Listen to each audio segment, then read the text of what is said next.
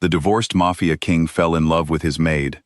Then his ex-wife returned and caught them together. Raza had not smiled in a long time. Not really. Not the kind of smile that reaches the eyes and stays there for a second longer than it needs to. The people who worked for him had not seen it in years. His driver had stopped expecting it. His guards simply kept their heads down and did their jobs. And in the grand, quiet penthouse that sat high above the city, there was no one left who was close enough to even notice. He had not always been like this. There was a time, not so long ago, when Raza was known for two things: his power and his charm. He ran one of the most respected criminal organizations in the city. Not the loud kind, not the type that showed up in newspaper headlines. The quiet kind. The kind that moved like water and got things done without anyone ever quite seeing how. Businesses knew his name. Judges knew his name. Even the police commissioner, if you caught him in the right mood, would lower his voice when he said it. But none of that meant anything inside a marriage. His wife, Nadia, had married him knowing exactly who he was. She was from a powerful family herself, and their union had been, at its core, a practical arrangement, dressed in expensive clothes. She was sharp, beautiful, and very good at appearing warm in public. In private, she was calculating in a way that even Raza had to respect. They were never deeply in love, but they worked together, for a while. Then they stopped working, and when things between them went cold, they did not fight loudly or throw things. They sat across from each other one evening, acknowledged what both of them already knew, and signed the papers. That was 3 years ago. Nadia walked out with her dignity, a generous settlement, and not a single backward glance. Raza stayed in the penthouse. He stayed in his routine. He stayed in his silence. He hired a cleaning service to come in 3 times a week. He did not care who they sent. He just needed the place to not fall apart. The first time Layla came, he did not even notice her. She was 26, small in build, but very steady in the way she moved. She arrived early, kept to herself, cleaned efficiently, and left without making noise. Raza came home that evening to find his kitchen spotless and a single glass of water placed neatly on his desk, next to his reading lamp. He stared at it for a moment. Nobody had ever done that before. He did not think much of it, but he noticed. The second week, the same thing. Glass of water. His books were dusted and placed back exactly as he had left them. Not rearranged, not stacked differently, just cleaned and returned. That told him something about her. She paid attention. She was careful about people's spaces. Most people were not like that. He started coming home earlier on the days she was scheduled. He told himself it was because he needed to check on some paperwork. He told himself a lot of things that were only half true. The first real conversation they had was by accident. He walked into the kitchen one afternoon while she was still there, finishing up. She had her earphones in and did not hear him. He watched her hum to herself for about 3 seconds before she turned and startled so hard she nearly knocked over a bottle of cleaning spray. He caught it. She looked at him. He looked at her. She pulled out one earphone. "You are home early," she said. Not nervously, just as a statement, the way someone says it when they are simply noting a fact. "Yes," he said. She nodded and went back to what she was doing. He stood there a moment longer than he needed to, then left the kitchen. But something in the air had changed, in the small, ordinary way that things sometimes do before you realize it. After that, they would occasionally cross paths. A few words here, a few words there. She was not chatty, which he appreciated. But when she did speak, she said things that were direct and real. Once, she told him that the corridor near his bedroom smelled like something was going bad behind the wall, and that he should probably get someone to check it. He did. She was right. There was a small water leak that would have become a much bigger problem. He found himself looking forward to these small moments. He did not analyze it too closely. He simply noticed that the days she came were lighter. One evening he arrived home to find her sitting on the kitchen floor, leaning against the cabinet, eyes red. She had her phone in her hand, and she was trying very hard to hold herself together. She looked up when she heard him, and for a brief second, everything was on her face, all of it, before she pulled it back and stood up quickly. "Sorry," she said. "I was just leaving." He should have let her go. That would have been the sensible thing. "What happened?" he asked instead. She looked at him for a second, deciding something. Then she said her mother had been unwell for some time. The doctor had called with news that was not good. She was trying to figure out how she was going to manage everything. the hospital costs, the work schedule, her younger brother who was still in school.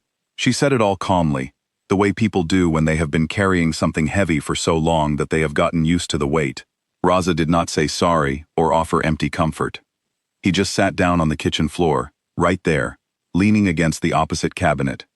She looked at him, like he had done something strange. "You do not have to stand and pretend everything is fine," he said.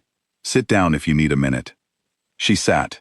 They stayed like that for a while, not saying much, but somehow, it was the most honest company either of them had been in for a very long time. After that, things between them were different. Not dramatic, not sudden, just different in the quiet way real things change. He started leaving her small things. An extra week's pay slipped into her envelope without explanation. A note once that just said the corridor light near the back door needed a new bulb and that he had put a spare in the drawer. She started leaving him things too, without saying so. A cup of tea instead of just water. A book she had found tucked behind the sofa that she thought might be one he was looking for. He asked her once how she found time to read. She said she read on the bus. He said he had not taken a bus in 15 years. She laughed at that. A genuine laugh. The kind that comes out before a person can decide whether to be polite about it. He liked the sound of it more than he expected. He began to realize, slowly, that he had been lonely. Not in the dramatic way people talk about loneliness. Just in the everyday, background way. Like a dull noise you stop noticing until it suddenly stops. With Layla, it stopped. She never asked about his work. She was not naive. She had figured out enough from the kind of people who sometimes came to the door, the hushed calls he took in the hallway, the way his security team watched everything. She did not pretend it was all normal, but she also did not treat him like he was dangerous or untouchable. She treated him like a person. That was rarer than he expected. He, in turn, never pushed anything. He respected the lines. He was aware of exactly how much she depended on this job, how unfair it would be to muddy things. So he kept his feelings in the place where feelings wait quietly and do not demand anything. But the feelings were there. One rainy Thursday evening, about 7 months after Layla had started working there, they ended up at the kitchen table together, with 2 cups of tea, and a conversation that stretched from the cost of hospital beds to the best part of the city to grow up in, to what both of them would have done differently if life had offered a different set of choices. They talked for 2 hours without noticing the time. When she finally looked at her watch and stood up to leave, there was a moment, just a second, where neither of them moved, and the air in the room felt like a held breath. Nothing happened. She left. He stood at the window and watched the rain, but they both knew, after that, where things stood. The problem arrived on a Friday. Without warning, the way problems usually do. A black car pulled up outside the building just after 6 in the evening. Raza's driver called ahead to let him know. Raza assumed it was business. He was wrong. Nadia stepped out of the car in a coat that probably cost more than most people made in a month. She looked exactly the same, polished, unreadable, perfectly put together. She had 2 bags with her, and a reason that she delivered the moment she stepped inside. Something about documents she had forgotten, some personal items she needed to collect, and a request to stay for a few days since she was in between arrangements. Raza looked at her for a long moment. He should have said no. He knew it.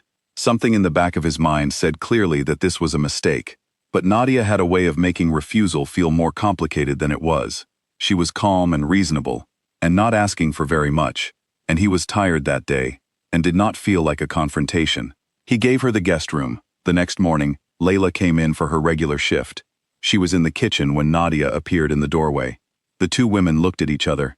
Nadia's face did not change. She poured herself a cup of coffee from the pot Layla had just made, said a light good morning, and walked out.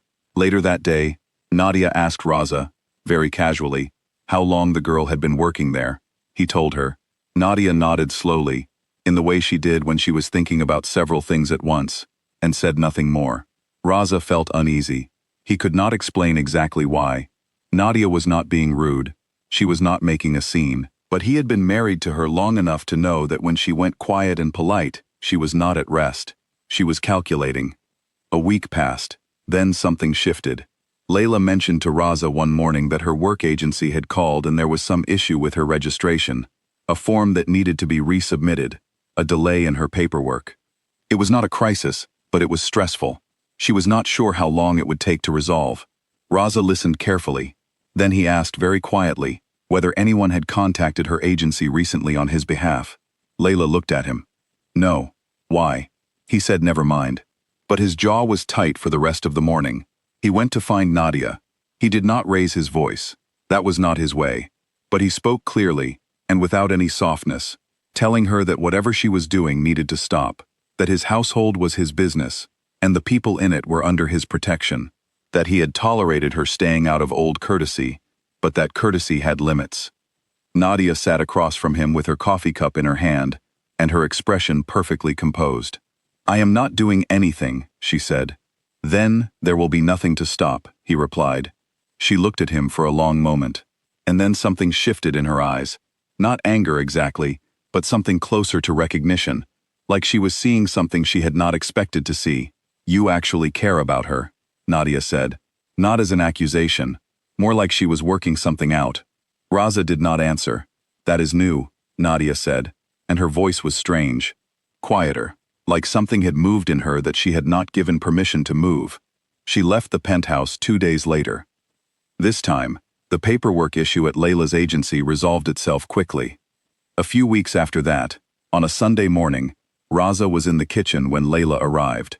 She was not scheduled that day. She had just come, she said, because she had made too much halwa at home, and thought he might want some, since she remembered him saying once that he had not had a proper homemade sweet in years. He looked at the small container she placed on the counter. He looked at her. She shrugged in a way that was trying not to be self-conscious, and failing slightly. You did not have to come all the way here for that, he said. I know, she said. They both stood in the kitchen for a second. Then he said, very simply and honestly, because he had spent enough of his life being anything but honest with the people who mattered, that he was glad she came. That he had been wanting to tell her for a while that she was one of the few people in his life who had ever made him feel like a regular person, and that he did not know exactly what that meant for two people whose lives were as different as theirs, but he thought she deserved to hear it. Layla listened to all of this, then she nodded slowly. I know, she said again, but this time she was smiling. They did not figure everything out that morning. Life is not a movie, and people with complicated situations do not suddenly have simple solutions. There were real things to work through. His world, her independence, the gap between who they each were and what a life together would actually look like. Those conversations took time, but they had them. Honestly, without rushing, without pretending any of it was simpler than it was. Raza never asked Layla to become something she was not. He did not try to fold her into his world and expect her to fit without question. He made room. He changed the shape of some things to make space for her. That was new for him, and Layla never asked him to leave behind who he was. She had her eyes open. She was not a person who looked away from hard things. She simply decided that the man she had come to know, the one who sat on the kitchen floor during hard moments, who returned books to their exact positions, who protected people quietly without needing credit for it, was someone worth staying next to. Nadia moved on to other things, as practical people do. She was never a villain in this story. She was simply someone who had realized, too late and too suddenly, that she had once had access to a version of Raza that she had never bothered to reach for. That is the part of this story that stays with you. Not the drama of the ex-wife returning, or the tension of that week. What stays is something smaller and more true. That for years, a powerful man had moved through the world like a closed door. And it was not another powerful person, or a grand event, that finally opened it. It was a woman who hummed to herself while cleaning, who told him about a bad smell behind a wall, who brought him halwa on a Sunday because she remembered something he said in passing. Sometimes the most important things in a person's life arrive quietly, without announcement. You almost miss them if you are not paying attention. Raza had learned, finally, to pay attention. End of story.